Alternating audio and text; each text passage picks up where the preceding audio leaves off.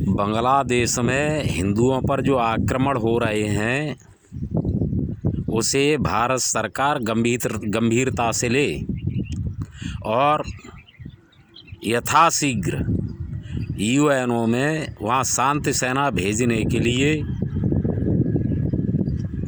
प्रयास करे। शांति सेना वहाँ पर स्थापित की जाए, नियुक्त की जाए। यदि यूएनओ ऐसा नहीं करता है तो भारत को स्वयं आगे बढ़ कर के बांग्लादेश के खिलाफ़ कार्रवाई करनी चाहिए। अभी से कुछ समय पहले बांग्लादेश भारत का अंग था और वहाँ के नागरिक जो हैं, वहाँ की जो हिंदू जनता है वह हमारी ही थी।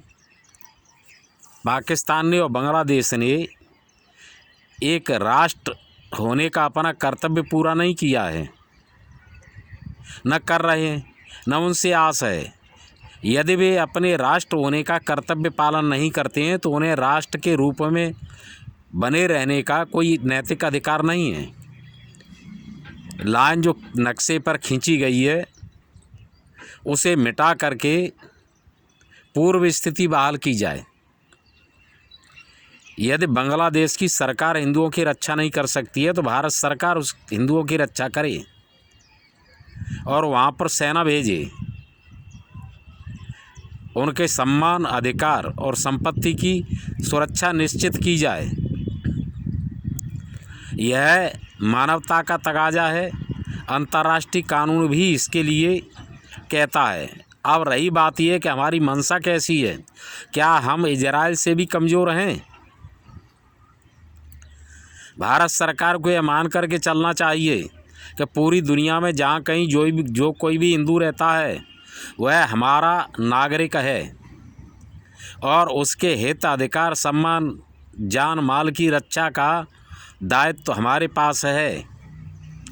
और कहीं उसके साथ अन्याय होता है तो उसका पक्ष लिया जाए और वह भारत में आना चाहता है तो उसे भारत में आने दिया जाए। बांग्लादेश के खिलाफ़ दंडात्मक कार्रवाई जल्दी से जल्दी की जाए।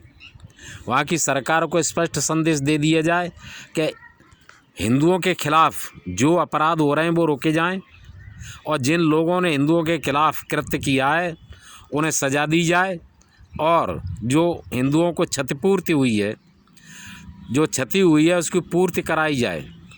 जो हत्याएं की गई हैं, बलात्कार किए गए हैं, उनको कठोरतम दंड दिया जाए। यदि बांग्लादेश की सरकार ऐसा नहीं करती है तो उस पर आक्रमण किया जाए और उसकी संप्रभुता समाप्त की जाए और भारतीय प्रभुता के क्षेत्र में उसे फिर से लाया जाए। बांग्लादेश को फिर से भारतीय झंडे के नीचे लाया जाए। वे स्वतंत्रता का दुरुपयोग कर रहे हैं। और रही धर्म की बात, तो इस्लाम धर्म ही नहीं है। पूरी दुनिया से मेरा यह निवेदन है कि इस्लाम पर प्रतिबंध लगाया जाए। इस्लाम यदि धर्म है तो फिर अधर्म क्या है, पाप क्या है, अपराध क्या है? अधर्म की, पाप की, अपराध की परिभाषा ही समाप्त हो जाती है।